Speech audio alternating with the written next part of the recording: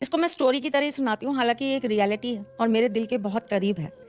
क्योंकि जब मैंने इस पूरी घटना को सुना, समझा और जाना, मेरे पास वो ऑटो राइटिंग कराने आई थी और उसको ये जानना था कि ऐसा क्यों है, क्या है? और बहुत सारे सवाल थे उस बच्ची के, जब वो मेरे साथ उसको कनेक्ट करा उसने। अ, बट मैं आपको इसको एक स्टोरी की तरह सुनाती हूँ। ये किसी का बहुत पर्सनल फीलिंग है, पता नहीं कितने लोग समझ पाएँगे या नहीं, लेकिन यकीन मानिए, मैं आज भी अपने अंदर ना, जब भी इस बारे में सोचती हूँ, तो मेरा मन अंदर से, मेरी आत्मा अंदर से ऐसा बोलती है कि मोहब्बत सच में सबसे परे है, सबसे परे है। मोहब्बत को ना हम लोग वैल्यू ही नहीं कर पा रहे, हम बहुत मूर्ख हैं, जो हम प्यार को, इश्क को, मोहब्बत को कुछ समझते ही नहीं हैं। जबकि वो सच में बहुत पवित्र, बहुत पावन और ईश्वर से जोड़ने वाली चीज़ है। वो सबसे ईज़ी साधन है, सबसे ईज़ी साधन है। आप सिर्फ़ मोहब्बत कर लीजिए, आप ईश्वर के करीब हैं। ये कहानी शुरू होती है एक ऐसे व्यक्ति से, जो अपने घर में अपने परिवार के कुछ लोगों के साथ रहता है और परिवार के कुछ लोगों में उनकी बिटिया है, उनके दामाद हैं और उनके आगे बच्चे हैं। एक संपन्न सा परिवार है, 3-4 लोग वो जो रहते हैं वो, और साथ में एक आधी उनके जो कर्मचारी हैं, जो घर के अंदर काम करते हैं, वो लोग रहते हैं। वो पिता एक दिन बैठे होते हैं और अपनी पुरानी एल्बम्स देख रहे होते हैं। जिन लोगों की कुंडली में चंद्र केतु का कॉम्बिनेशंस होता है ना, ऐसे लोगों को अपनी पुरानी चीज़ें देखने का बहुत शौक होता है। वो पुरानी चीज़ों को बहुत फ्रीक्वेंसी में देखना पसंद करते हैं।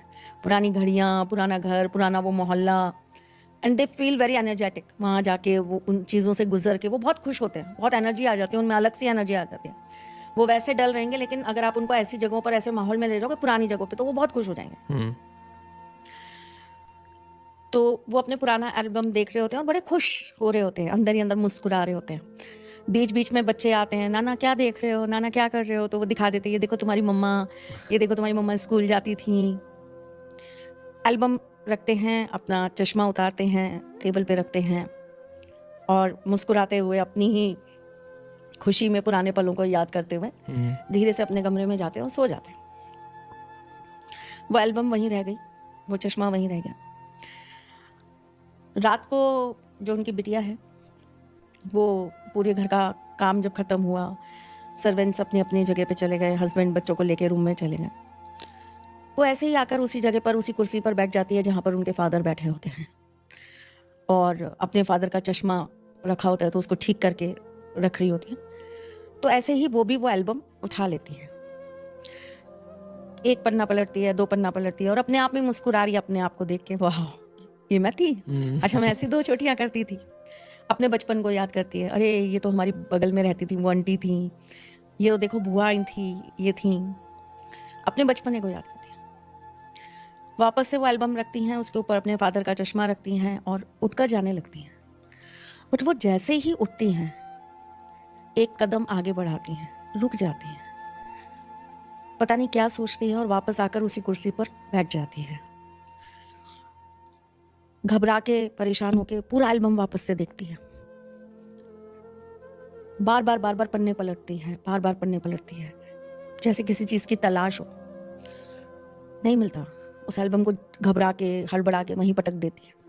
उठकर जाती है उस जगह पर, उस पुरानी अलमारी के पास जहाँ पर बाकी और एल्बम्स रखी हैं, पुरानी चीज़ें रखी हैं। जाती है, सारी एल्बम्स निकालती है, सबको खोलती है, एक एक पन्ना हटाती है, देखती है, फिर बंद कर देती है, फिर हटाती है, परेशान होकर पूरा रूम बिखेर देती है। नहीं समझ में आता। बाहर आती है, परेशान हो रही होती है, पसीने आ रहे होते हैं। इतने में उसका हस्बैंड उठ के आ जाता है। जब वो देखता है कि कुछ आवाज़ें आ रही हैं, कुछ हो रहा है, तो वो बोलता है, क्या हुआ, तुम इतनी परेशान क्यों हो, क्या ढूंढ रही हो? कहती है, वो बात जो मैंने आज तक कभी नोट नहीं की, वो अचानक से आज मेरे सामने कैसे आई? बोले क्या? कहते, पापा ने मुझे ऐसा बताया कि मैं छोटी थी तब मम्मी मर गई थी, उनकी डेथ हो गई थी। तो पापा के पास तो मेरी बहुत छोटी छोटी फोटोएं भी हैं, जब मैं 1 साल की थी, जब मैं 2 साल की थी, जब मैं 3 साल की थी, जब मैं 4 साल की थी। उनमें मम्मी क्यों नहीं है?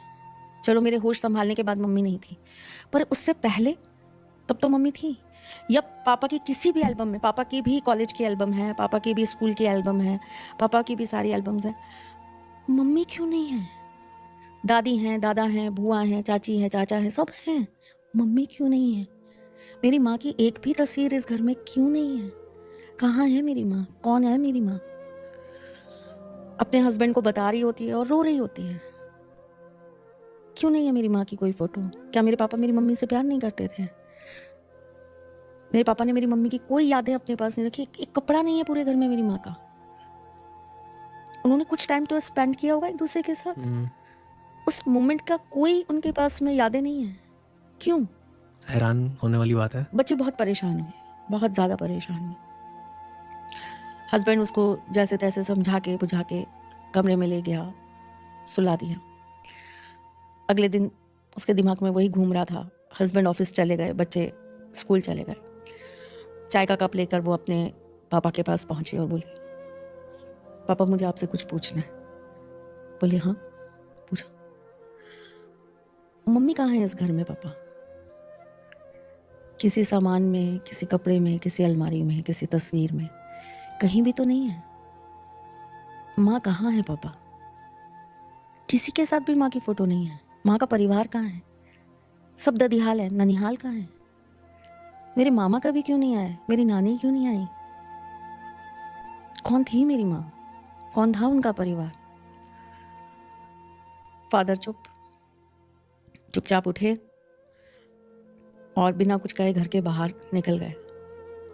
शाम तक वो इंतज़ार करती रही कि आएंगे आएंगे आएंगे, नहीं आए। तो परेशान हुई, हस्बैंड को फ़ोन किया कि पापा नहीं आए। मैंने ये सवाल किया तो पता नहीं कहाँ चले गए, नाराज़ तो नहीं हो गए, उनको कोई दुख तो नहीं पहुँचाया मैंने, क्या पता वो बात ही ना करना चाहते हो माँ के बारे में, पता नहीं क्या चीज़ है।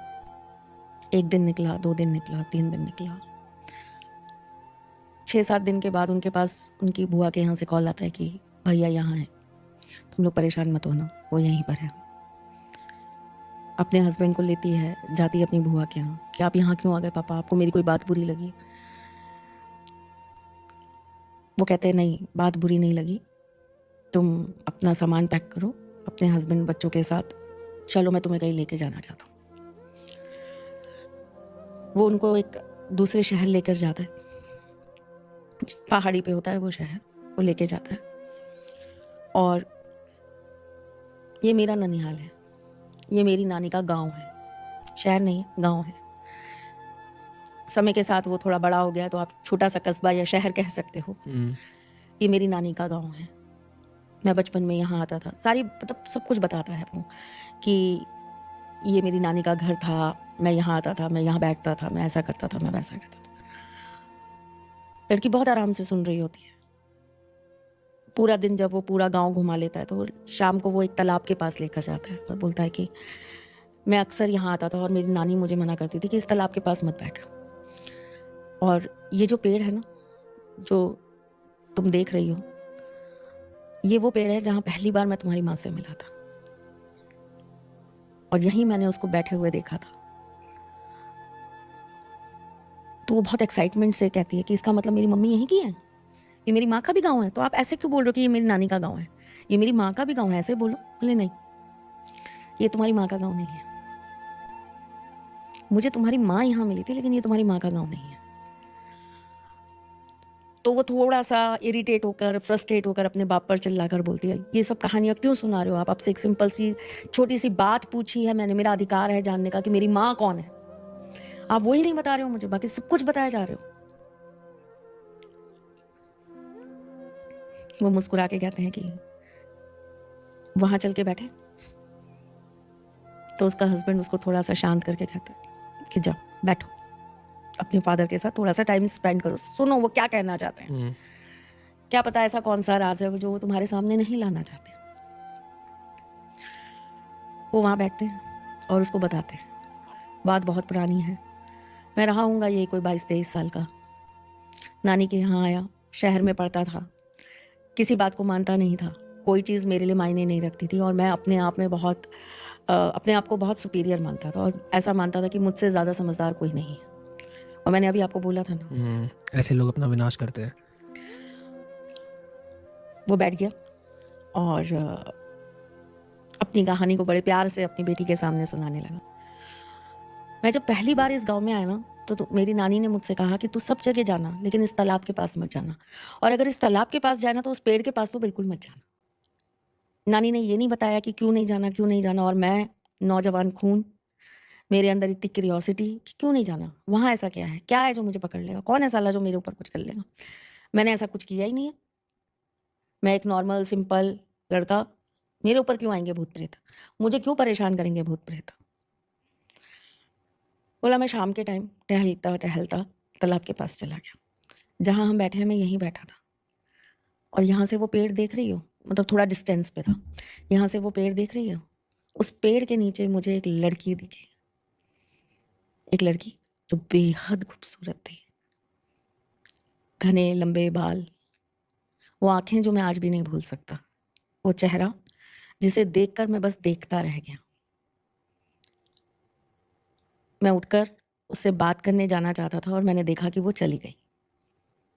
मैं वापस घर आ गया। अगले दिन सुबह फिर गया, हाँ बैठा रहा, कोई नहीं आया। फिर शाम को गया तो देखा वो फिर वहीं है। मैं उसके पास गया, उससे बात की, उससे उसका नाम पूछा तो उसने अपना नाम बताया, मैंने उसको अपना नाम बताया। उसने मुझसे बहुत सारी बातें की और उसने मुझसे ये कहा कि मैं पास वाले गांव में रहती हूँ और मैं शाम को यहाँ आकर थोड़ी देर बैठती हूँ क्योंकि मुझे बहुत सुकून मिलता है। आज तुमसे बात करके अच्छा लगा, मैं रोज़ शाम को आती हूँ, तो तुम्हें जब भी मुझसे बात करनी हो तुम आ जाना। उससे उस थोड़ी सी देर की मुलाकात में मुझे उससे इतनी इतनी इतनी अटैचमेंट हो गई कि मुझे लगा कि अब कल शाम कब आएगी। दिन गुजरने लगे, 2 दिन, 4 दिन, 6 दिन, 8 दिन, कोई और दोस्त था नहीं उस गाँव में, नानी के घर में कोई और था नहीं। नानी को ये कहकर कि गाँव घूमने जा रहा हूँ निकल जाता था। उसके साथ जैसे समय निकालता गया, उससे और प्यार और प्यार और प्यार होता गया, और वो प्यार इतना जुनूनियत में बदल गया कि एक दिन मैंने उसको जाके सीधा प्रपोज़ कर दिया और उससे कहा कि मैं तुमसे शादी करना चाहता हूँ। तो उसने पलट के कहा कि मैं तुमसे शादी नहीं कर सकती। मैंने कहा क्यों नहीं कर सकती? बोली तुम नहीं जानते, हमारी शादी नहीं हो सकती। उसने कहा क्यों नहीं हो सकती, रीज़न तो बताओ। बोली नहीं हो सकती। ये कहकर वो चली गई। अगले दिन गया तो वो वहाँ नहीं थी। मुझे लगा शायद उसको मेरी बात बुरी लग गई। 2 दिन, 4 दिन, 6 दिन, 10 दिन, 15 दिन, मैं गाँव छोड़ के चला गया। जब वो आई ही नहीं तो मेरे पास रुकने की वजह नहीं थी, मैं गाँव छोड़कर चला गया। 6 महीने बाद उसे भूल नहीं पाया। दिल, दिमाग, ज़हन वही उसी में घूमता रहा। खुद को ही कोसता रहा, खुद को ही डाँटता रहा कि गलती मेरी थी, मुझे बात ही नहीं करनी चाहिए थी, मुझे कहना ही नहीं चाहिए था शादी के लिए। उसे और थोड़ा वक़्त देना चाहिए था, उसे और थोड़ा समझना चाहिए था, समझने देना चाहिए था। 6 महीने बाद मैं वापस, मुझसे रहा नहीं गया, मैं उसी गाँव में गया। जब उस गाँव में गया 6 महीने बाद तो फिर उस पेड़ के नीचे जाकर बैठा, शाम को उसी तालाब के पास जाकर बैठा। वो नहीं आई। 1 दिन, 2 दिन, 3 दिन। लास्ट दिन मैंने सोचा कि अब मैं कल यहाँ से चला जाऊँगा। पता नहीं क्यों अंदर से ऐसा लगा कि 1 दिन और रुकता हूँ, शायद वो मिल जाए, शायद कोई बात हो जाए। मैं गया और वो वहाँ थी। उसने मुझे एक पता दिया और उसने मुझसे कहा कि इस पते पर चले जाना और यहाँ पर तुम्हारे लिए एक अमानत है, और अगर तुम मुझसे सच्चा प्यार करते हो, तुमने सच में मुझसे मोहब्बत की है, तो तुम मेरी इस अमानत को ज़िंदगी भर अपने कलेजे से लगा कर रखोगे। ये बोलकर वो चली गई। मैं उस जगह गया तो मुझे पता चला कि जिस लड़की से मैं मोहब्बत कर रहा था वो लड़की नहीं, एक भूत थी। वो 6 महीने पहले मर चुकी थी। एंड वो अमानत क्या थी? उसकी बेटी जिससे वो बात कर रहा था, और उस बच्ची को जन्म देते वक्त ही उस औरत की मृत्यु हो गई थी।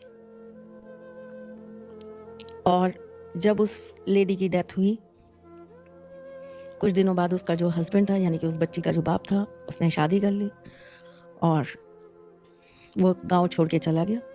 तो वो जो बच्ची थी वो उसकी दादी के पास थी, वो उसको पाल रही थी। वो वहाँ गया, उसको सब कुछ पता लगा। उसकी दादी ने कहा कि मेरे को समझ नहीं आता, मुझे कुछ हो जाएगा, इस बच्ची को कौन देखेगा। तो उसने बोला कि वो मेरी रिलेटिव थी जो आपकी बहू थी, और वो उसने मुझे संदेश पहुंचाया था। मुझे आने में समय लगा, लेकिन उसने मुझसे कहा था कि इसकी परवरिश मैं और मेरा परिवार करें। उस बच्ची को लेकर वो आ गया और उसने अपनी बेटी का हाथ पकड़ के कहा कि मैंने निभाई ना मोहब्बत।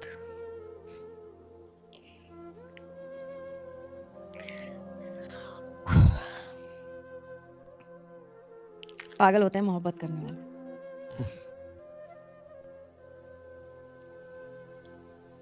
ये केस आपने तो फर्स्ट टाइम सुना था, तो डील कैसे इससे किया? बुरा हाल था जो अभी है।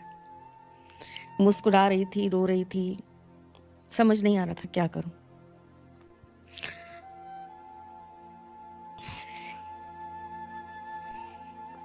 और वो बच्ची मेरे पास आई थी कि अगर आप ऑटो राइटिंग कर सकती हैं, आप मेरी माँ से बात करा सकती हैं, तो करा दीजिए।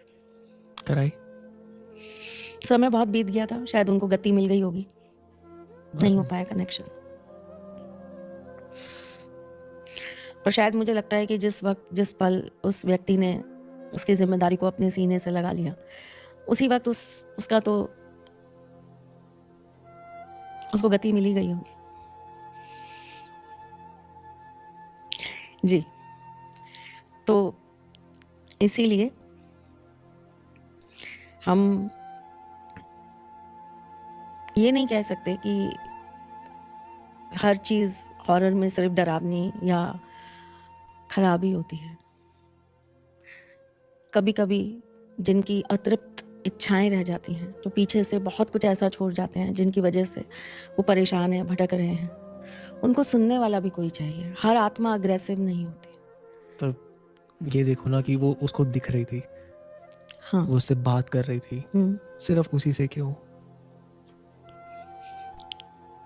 दिख वो औरों को भी रही होगी, उसने औरों से भी कनेक्ट करने की कोशिश की होगी। तभी शायद उन्होंने बोला था वहां मत जाना। हाँ, पर किसी के अंदर वो जुनूनियत नहीं थी, वो प्यार नहीं था। पर आप उस लड़के के बारे में सोचिए ना, उसने उस एक प्यार को, उसकी एक अमानत को ही अपने गले से लगा लिया। कितनी खूबसूरती से इस मोहब्बत को निभा लिया।